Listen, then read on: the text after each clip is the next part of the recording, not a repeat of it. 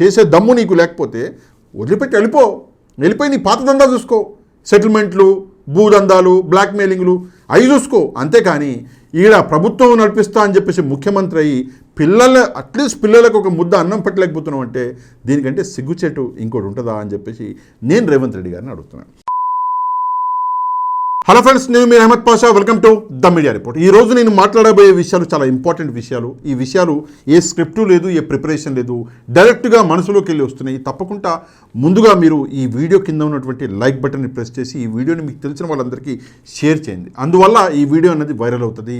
చేరవలసిన వాళ్ళ దాకా ఈ వీడియో అనేది చేరుతుంది.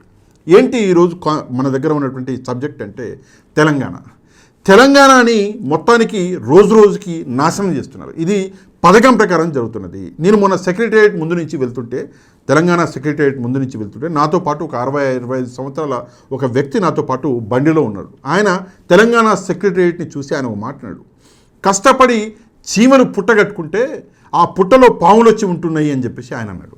అంటే ఆ మాట నాకు ఎందుకో రిజిస్టర్ అయిపోయింది. నిజంగానే కష్టపడి కొందరు ప్రాణార్పణ చేసి తెలంగాణని తెచ్చుకుంటే ఈరోజు ఆ తెలంగాణని వ్యతిరేకించిన వాళ్ళు పాలిస్తున్నారు. నిజంగా ఇది దారుణం. ఒక టైంలో తెలంగాణ ఉద్యమకారుల మీద బందూకు తీసుకుని బయలుదేరినోడు ఇవాళ తెలంగాణని పాలిస్తున్నాడు అంటే ఇది నిజంగా సిగ్గుచేటు. కాకపోతే ఇందులో కాంగ్రెస్ పార్టీ గురించి నేను చాలాసార్లు చెప్పడం జరిగింది. ఈరోజు కొన్ని పాయింట్లు మీ ముందర పెడతా, దాని తర్వాత మీరే దీని గురించి నిర్ణయించాలి. తప్పకుండా ఈ పాయింట్లలో నేను ఏదైనా మిస్టేక్ చేస్తే తప్పకుండా మీరు కింద కమెంట్ చేయండి, నేను ఆ మిస్టేక్ని సరి చేసుకుంటాను. తెలంగాణ ఉద్యమంలో 1969లో 369 మందిని బందూక్తోటి గన్నుతోటి తెలంగాణ ఉద్యమకారులని కాల్చి పారేశారు. ఆ కాల్చి పారేసిన వాళ్ళు ఎవరు అంటే అప్పటి కాంగ్రెస్ ప్రభుత్వమే.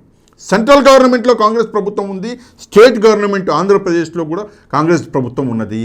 అట్లాంటప్పుడు ఆ గన్ను ఎవరు పేల్చిరు అంటే 100% కాంగ్రెస్ ప్రభుత్వం పేల్చినట్టే. సెంట్రల్లో అప్పుడు ఇందిరాగాంధీ గారు ఉండే, మరి ఆమె నేతృత్వంలో ఇక్కడ స్టేట్ గవర్నమెంట్లో కూడా కాంగ్రెస్ ప్రభుత్వం ఉండే. కాబట్టి నో డౌట్ ఆ 369 మంది చావు కాంగ్రెస్ పార్టీనే కారణం. అదే కాకుండా 2004 నుంచి 2014 దాకా ఏదైతే ఎడ్యుకేషన్ జరిగిందో తెలంగాణలో, అందులో 1200కి పైగా చనిపోయారు. ఎవరు అంటే తెలంగాణ ఉద్యమకారులు, అమరవీరులు. ఆ అమరవీరుల్ని చంపింది ఎవరు? 2004 నుంచి 2014 దాకా పవర్లో ఉన్నది ఏ పార్టీ? సెంట్రల్లో కూడా కాంగ్రెస్ పార్టీనే, స్టేట్లో కూడా కాంగ్రెస్ పార్టీనే. అట్లాంటప్పుడు చంపింది ఎవరు? కాంగ్రెస్ పార్టీనే. అట్లాంటి కాంగ్రెస్ పార్టీకి ఈరోజు తెలంగాణ ప్రజలు పట్టం కట్టారు. ఆ పట్టం కట్టడానికి కారణం ఏంటి అంటే దీనికి 2-3 కారణాలు ఉన్నాయి. మొదటి కారణము, 10 సంవత్సరాల పాటు బీఆర్ఎస్ పాలన అన్నది చూసి ప్రజలు కొంచెం యాంటీ ఇన్కంబెన్సీ అనేది డెవలప్ అయింది. అదే కాకుండా కేసీఆర్ గారు ఫామ్ హౌస్లో అనుకుంటున్నాడు అని చెప్పేసి ఒక ప్రపగండా కాంగ్రెస్ పార్టీ అన్నది తీసుకొచ్చింది. ఆ ప్రపగండాలో నేను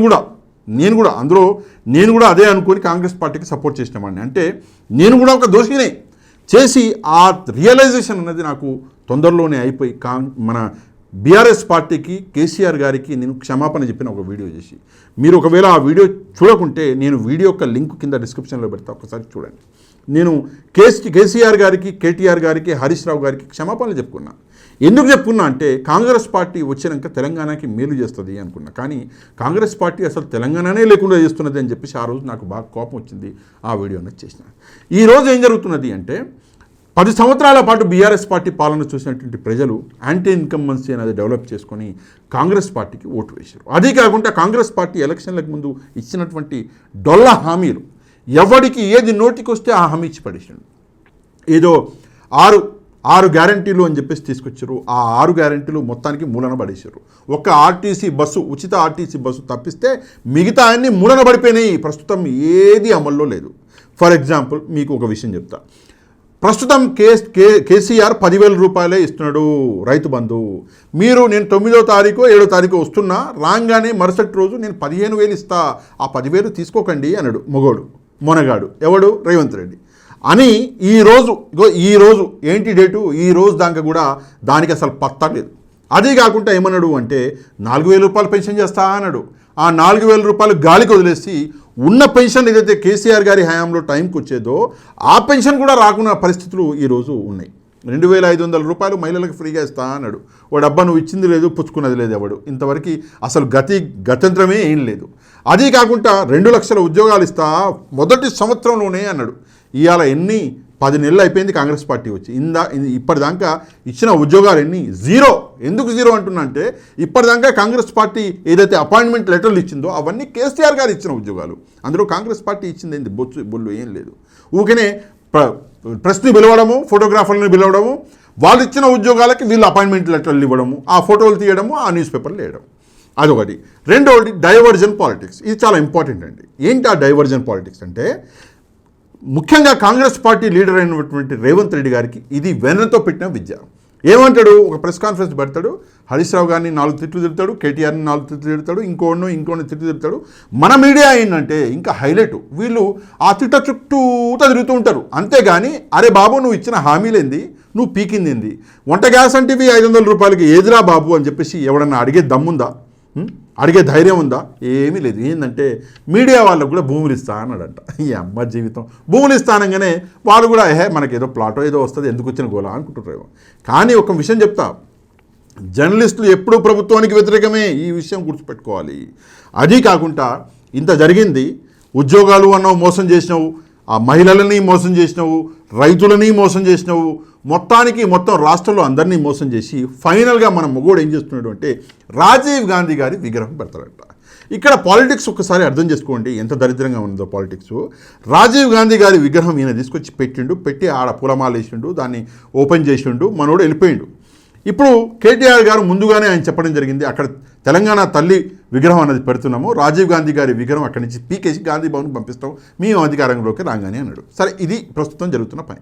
రేపు పొద్దున 2028లో అధికారం కోల్పోద్ది కాంగ్రెస్ పార్టీ. కేటీఆర్ గారు అంటే బీఆర్ఎస్ పార్టీ వస్తుంది. రాగానే అక్కడి నుంచి రాజీవ్ గాంధీ గారి విగ్రహం తొలగించి తీసుకొచ్చి గాంధీ భవన్లో పడేస్తే రేవంత్ రెడ్డికి పోయేది ఉంది బొచ్చు? ఏం పోదు. ఎవరికి పోద్ది ఇజ్జతు అంటే అక్కడ రాహుల్ గాంధీ గారి ఇజ్జత్ పోద్ది, సోనియా గాంధీ గారి ఇజ్జత్ పోద్ది, కాంగ్రెస్ పార్టీ ఇజ్జత్ పోద్ది. రేవంత్ రెడ్డి ఏముంది, ఆయన చెల్తాడు మూటముళ్ళ చదువుకుని వేరే పార్టీలకు దూకుతాడు, బీజేపీనో టీడీపీనో అంటాడు. అట్లా వెళ్ళిపోయే వ్యక్తి. రేవంత్ రెడ్డికి ఏం పోద్దు. కానీ ఉన్నదే కాంగ్రెస్ పార్టీకి ఇజ్జత్ తక్కువ. ఆ ఇజ్జత్ కూడా మొత్తానికి కల్పిస్తున్నాడు. తిట్టు తిడితే బాగుండదు వీడియోలో కాబట్టి తిడతలేను, మొత్తానికి కల్పిస్తున్నాడు ఎవరు? రేవంత్ రెడ్డి పోయేది ఏం లేదు. అదే కాకుండా ఒక కొత్త అది స్టార్ట్ అయింది. ఏంటి అంటే కన్ఫ్యూజన్. ఆయన విగ్రహం పెట్టింది అసలు రాజీవ్ గాంధీ గారి విగ్రహమే కాదు, అందులో పోలికలు చూస్తుంటే రాహుల్ గాంధీ పోలికలు ఉన్నాయని చెప్పేసి కొంతమంది మళ్ళీ దానికి కూడా ఒక కొత్త రాజకీయం అనేది మొదలైంది. మరి ఇదంతా ఎందుకు చేస్తున్నాడయ్యా? ఎందుకని రాజీవ్ గాంధీతో రాహుల్ గాంధీతో విగ్రహం పెడుతున్నాడు? ఎందుకంటే అపీజ్మెంట్. ఏందా అపీజ్మెంట్ అంటే సోనియా గాంధీ గారిని బలిదేవత అన్నాడు, రాహుల్ గాంధీ గారిని పప్పు పోయేదో అన్నాడు అని వాళ్ళని బాగా వేసుకున్నాడు. ఇప్పుడు వాళ్ళ కాళ్ళు ఏంటి తుడుస్తున్నాడు. ఏం చేయాలి? వీళ్ళిద్దరిని అప్పీస్ చేయాలంటే ఏం చేయాలంటే విగ్రహాలు పెడుతున్నాడు, వాళ్ళని పొగుడుతున్నాడు, అదంటున్నాడు, ఇదంటున్నాడు. ఏది ఏమన్నా కూడా ఒక విషయం మాత్రం గుర్తుపెట్టుకోండి, ఏంటంటే ఈ సినిమా అన్నది 2028లో ఖతం అయిపోయే సినిమా. మళ్ళీ రేవంత్ రెడ్డి గారు అధికారంలోకి వస్తాడా అంటే రాడు. ఇందులో ఎట్లాంటి సందేహం లేదు. సరే, డైవర్జన్ పాలిటిక్స్లో ఈ విగ్రహాల గోల ఒకవైపు, రెండో వైపు ఏంటంటే హైడ్రా గోల. ఏం చేస్తున్నాడు అంటే ఇప్పుడు మనం చూసుకుంటే మన రీజనల్ రింగ్ రోడ్డుతో గోల నడుస్తుంది, హైడ్రాతో గోల నడుస్తుంది. రీజనల్ రింగ్ రోడ్డు ఏమైందంటే మొదట ఏదైతే ప్లాన్ ఉందేనో బీఆర్ఎస్ ప్రభుత్వం ఉన్నప్పుడు రీజనల్ రింగ్ రోడ్ అనేది డిజైన్ చేశారు, దానికి ఒక ప్లాన్ కూడా చేశారు, అంతా అయిపోయింది. ఇప్పుడు ఆ ప్లాన్లో మార్పులు చేశారు. దక్షిణ భాగంలో చేసి ఏం చేశారు అంటే దాన్ని ఇంకో 4 కిలోమీటర్లు పొడిగించారు. ఎందుకు పొడిగించారు అంటే అక్కడ ఎవరో పాపం ఈ మంత్రులు ఎమ్మెల్యేలు కాంగ్రెస్ వాళ్ళ భూములు ఉన్నాయంట, ఆ భూముల రేట్లు పెరగాలి కాబట్టి అట్లా చేసిర్రు అని చెప్పేసి కొంతమంది అంటున్నారు. అందులో నిజాలు ఏంటో నాకు కూడా తెలియదు. ఇది మన రీజనల్ రింగ్ రోడ్డు. అది కాకుండా హైడ్రా అని చెప్పేసి ఒక బొమ్మను తీసుకొచ్చారు. ఆ హైడ్రా ఏం చేస్తుంది అంటే ఈ ఏమంటే బఫర్ జోన్లు, ఈ ఎఫ్టీఎల్లలో ఉన్నటువంటి ఇల్లు కూలగొడుతున్నారు. సరే, కన్స్ట్రక్షన్లు కూలగొడుతున్నారు. సరే, మంచి పని చేస్తున్నావు, మగోడివి మంచి పని చేస్తున్నావు. మరి సగం మగోడు చేసిన పనులు ఎందుకు చేస్తున్నావు? సగం మగోడే చేస్తాడు. నువ్వు చేస్తే అందరికీ ఒకే న్యాయం చేయి, నీకు దమ్ముంటే అందరికీ అది చెయ్యి. అసదుద్దీన్ ఓవైసీ, అక్బరుద్దీన్ ఓవైసీ ఫాతిమా కాలేజ్ అది తీసుకెళ్ళి ఎఫ్టీఎల్ కాదు, డైరెక్ట్గా చెరువులో కట్టిన కాలేజ్ అది. చెరువులో కట్టిన చెరువు లోపల అమ్మ అది గూగుల్ మ్యాప్స్లో చూస్తే సిగ్గైతుంది. అట్లా చెరువులో కట్టిన కాలేజీని మరి పడగొట్టే దమ్ముందా నీకు? ఓసారి చూసుకో. అదీ కాకుండా ప్రస్తుతం పవర్లో ఉన్నటువంటి మీ మంత్రుల ఫామ్ హౌస్లు ఎఫ్టీఎల్ మన బఫర్ జోన్ కాదు, ఇలా నిలబడి ఉచ్చబోస్తే ముందర చెరువులో పడుతుంది ఉచ్చ. అట్లా అంత దగ్గరగా కట్టుకున్నారు. ఆ మంత్రుల మీద యాక్షన్ తీసుకునే దమ్ము నీకు లేదు. ఎందుకు లేదు అంటే ప్రస్తుతం పొంగులేడి గారు ఉన్నారు. ఆయన మీద యాక్షన్ తీసుకుంటే ఏం చేస్తాడు? ఓ 20 మందిని ఎమ్మెల్యేని తీసుకుని జంప్ అయిపోతాడు బీఆర్ఎస్. దెబ్బకి నీ కింద ఉన్నటువంటి కుర్చీ అనేది ఖాళీ అయిపోద్ది. కోమటిరెడ్డి గారు ఉన్నారు. సరే ఆయన భూములు ఎక్కడ లేవు, అది వేరే విషయం. కోమటిరెడ్డి గారు ఉన్నాడు. ఇప్పుడు ఆయన ఏమైనా గెలిస్తే ఏం చేస్తాడు? దెబ్బకి నేను కుర్చీ దింపి ఉత్తమ్ కుమార్ రెడ్డిని సీఎం చేస్తాడు. కోమటిరెడ్డి ఆల్రెడీ ఆయన కాన్ఫరెన్స్లో చెప్పిండు ఉత్తమ్ కుమార్ రెడ్డి కాబోయే సీఎం అని చెప్పేసి. అట్లాంటి పరిస్థితులు ఉన్నాయి కాబట్టి నువ్వు కాంగ్రెస్ పార్టీకేమో ఒక చట్టం, ఒక న్యాయం హైడ్రా, ఇక్కడ సామాన్యులకు ఒక చట్టం, ఒక న్యాయం హైడ్రాది. ఇది ఎంత దుర్మార్గం! పేద ప్రజలు, నేను చూసిన ఒక 2-3 మహిళలు వాళ్ళు మాట్లాడుతుంటే నిజంగా కళ్ళలో నీళ్ళు వచ్చే పరిస్థితి. ఈ హైడ్రా అని చెప్పేసి ఒక డ్రామా అనేది చేస్తున్నాడు. ఇదొకటి. లాస్ట్ బట్ నాట్ లీస్ట్ ఏంటంటే రేవంత్ రెడ్డి ప్రవర్తన. తెలంగాణ మీద రేవంత్ రెడ్డికి ఉన్నటువంటి కోపం, ముఖ్యంగా హైదరాబాద్ మీద ఉన్నటువంటి కోపం, ఇది ముందు నుంచి కనిపిస్తున్నది. ఉద్యమంలోనే ఉద్యమకారుల మీద బందూకు తీసుకుని బయలుదేరిండు అని చెప్పేసి ఆల్రెడీ హరీష్ రావు గారు చెప్పడం జరిగింది. అది మనం కూడా ఓ వీడియోలో కనిపించింది. అదే కాకుండా హైదరాబాద్ మీద రేవంత్ రెడ్డికి ఎందుకు అంత కోపం అంటే హైదరాబాద్లో కాంగ్రెస్ పార్టీకి ఒక సీట్ కూడా రాలా. అందుకే హైదరాబాద్ మీద కక్ష రేవంత్ రెడ్డికి. ఏం చేస్తున్నాడు? అటు ఇటు పోతున్నాడు, హైదరాబాద్ మీద పడుతున్నాడు, హైడ్రా అంటున్నాడు, హైదరాబాద్ ప్రజల్ని ఏడిపిస్తున్నాడు, అది ఇది చేస్తున్నాడు. మొత్తానికి ఓడమ్మ జీవితం, నా జీవితాన్ని ఇంతవరకు నీళ్లు లేకపోవడం ఏందిరా నాకు అర్థం కాదు.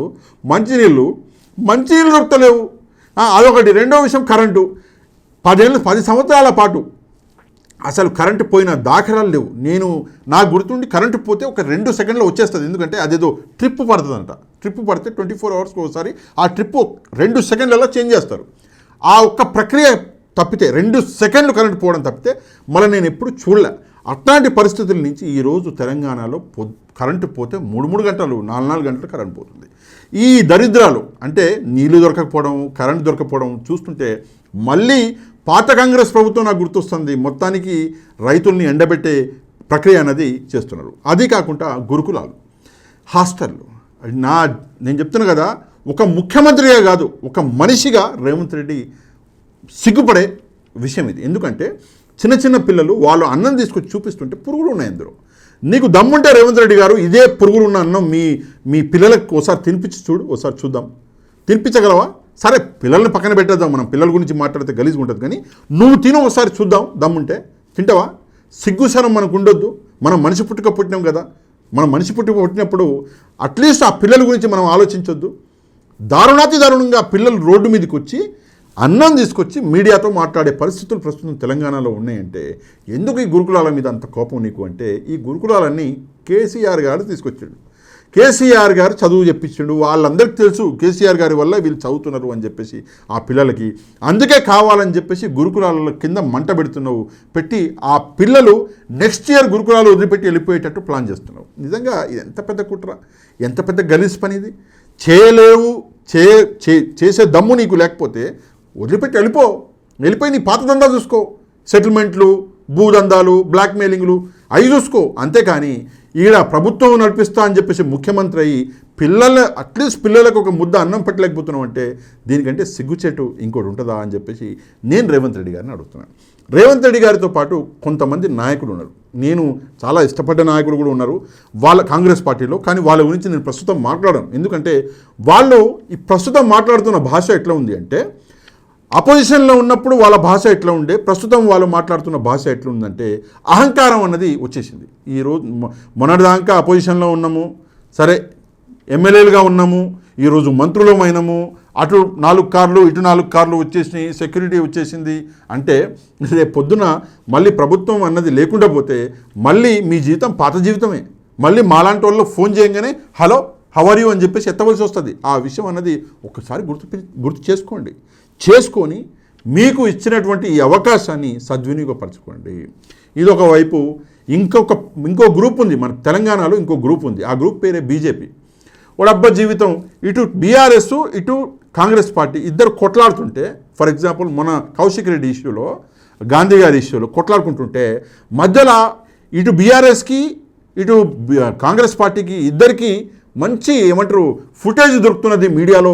నాకు దొరకలేదే అని చెప్పేసి దన్ను అని బండి సంజయ్ ఆడ ఒక వీడియో చేసిండు. ఏమని అది ఇది అంటే ఫుటేజ్ అది బిగ్ బాస్ అని చెప్పేసి ఒక సినిమా సీరియల్ ఉండదు, సీరియల్ అదేదో అందులో ఫుటేజ్ అని గుర్తుంటాడు. అట్లాంటి పరిస్థితి బండి సంజయ్కి వచ్చింది. ప్రస్తుతం తెలంగాణలో కుక్కలు కూడా పట్టించుకుంటలేవాయా, అట్లాంటి పరిస్థితి ఉంది.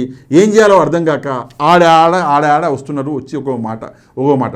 అసలు బండి సంజయ్ గురించి ప్రస్తావించినోడే ఉండడు, మాట్లాడేటోడే ఉండడు, పట్టించుకునేటోడే ఉండడు. కానీ బండి సంజయ్ వచ్చి దాంట్లో నీళ్ళు పెడతాడు, దీంట్లో నీళ్ళు పెడతాడు. అరే సాబ్, నీకు సెంట్రల్ మినిస్టర్గా నీకు పోస్ట్ ఉన్నది, నువ్వు ఏం చేయాలి, ప్రజలకి మంచి చేయి. నీకు సంబంధం లేని, ఇప్పుడు ఇద్దరు కొట్టుకుంటున్నారు, కౌశిక్ రెడ్డి ఆ గాంధీ గారు కొట్టుకుంటున్నారు. వాళ్ళిద్దరు కొట్టుకుంటుంటే ఈయనకు సంబంధం ఉండదు, ఈయనకు అసలు ఆ మ్యాటరే తెలియదు. మధ్యలోకి వచ్చి ఓ మాట చెప్తాడు, ఏంటంటే వాళ్ళిద్దరు ఒకటే, కావాలని చేస్తున్నారు మా జీవితం. తీసుకుపోయి 160 రోజులు కేసీఆర్ గారి బిడ్డని జైల్లో పెట్టి పాపం ఆమె 11-12 కేజీలు వెయిట్ దిగిపోయి 3-4 సార్లు దవాఖానకు పోయి అడ్మిట్ అయ్యే పరిస్థితి వచ్చి ఆమెకి అంత కష్టపెట్టింది బీజేపీ పార్టీ. అటు బీజేపీ పార్టీ బీఆర్ఎస్ ఒకటే అని చెప్పేసి కాంగ్రెస్ అంటది, ఇటువైపు ఏమో కాంగ్రెస్ పార్టీ బీఆర్ఎస్ పార్టీ ఒకటే అని చెప్పేసి ఈడబండి సంజయ్ అంటాడు. వీళ్ళకి అసలు ఈ రాజకీయాలన్నీ బంద్ కావాలంటే ఏం చేయాలంటే ఈ ఓటర్లమైన మనం మారాలి. ముందు మనం ఇట్లాంటి చిల్లర మాటలు మాట్లాడేటోళ్ళని కులం ప్రాతిపదికన, మతం ప్రాతిపదికన, ఎవడైతే ఓవైసీ లాంటి వాడు ఉన్నాడో, అసదుద్దీన్ ఓవైసీ, ఎంఐఎం పార్టీ లాంటి వాళ్ళని, ఈ బీజేపీ లాంటి వాళ్ళని, ఇట్లాంటి వాళ్ళని ఏం చేయాలంటే ఓటు అన్న ఆయుధాన్ని వాడి వీళ్ళకి ఉన్నటువంటి పదవుల్ని ఉడబికాలి. నువ్వు మతం అని మాట్లాడితే నిన్ను వదిలిపెట్టర్రా బాబు భారతదేశంలో అన్న పరిస్థితి వస్తే దేశం మారుతుంది, రాష్ట్రం మారుతుంది. అందుకే ప్రజలకి మంచి చేసే వాళ్ళకి ఓటు వేయండి కానీ కులాల గురించి మతాల గురించి మాట్లాడే వాళ్ళకి ఓటు వేయకండి. ఎందుకంటే వాళ్ళు పనికిమాలిన బోకులు. అసదుద్దీన్ ఓవైసీ లాంటి వాళ్ళు ఉన్నారు, ఇక్కడ బండి సంజయ్ లాంటి వాళ్ళు, ఇద్దరు కూడా పనికిమాలిన బోకులే. అట్లాంటి వాళ్ళకి దూరం ఉండండి. కుల మతాలు యాడికి పో.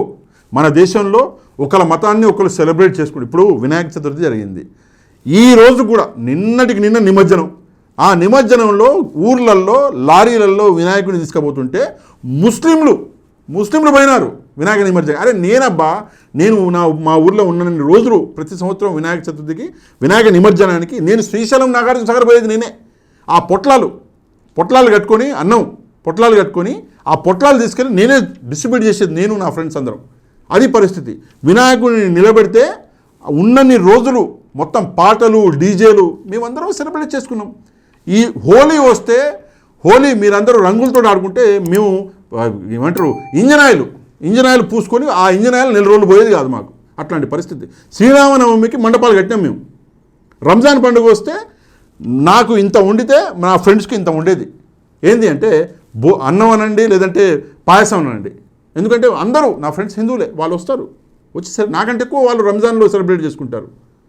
రంజాన్ నెలలో 30 రోజులు ఫాస్టింగ్ నేను ఉంటే ఆ 30 రోజులు నాకు వాళ్ళు ఇచ్చే గౌరవం వేరు. ఇది మన దేశము. ఈ దేశాన్ని అట్లనే ఉండనివ్వండి. కుల మతాల్లో పడకండి, ఈ చిల్లర రాజకీయాలకి దూరంగా ఉండండి. సరే, తెలంగాణని ఫైనల్గా రేవంత్ రెడ్డి ముంచుతున్నాడు. ఈ విషయాన్ని ముందుగా అర్థం చేసుకొని ఈ వీడియోని తప్పకుండా వైరల్ చేయండి. వీడియో కింద ఉన్నటువంటి లైక్ బటన్ ప్రెస్ చేయండి. ఈ వీడియో లింక్ని మీకు తెలిసిన వాళ్ళందరికీ వాట్సాప్ ద్వారా షేర్ చేయండి. నెక్స్ట్ వీడియోలో మళ్ళీ కలుద్దాం. అంతవరకు థ్యాంక్ యూ వెరీ మచ్. జై హింద్.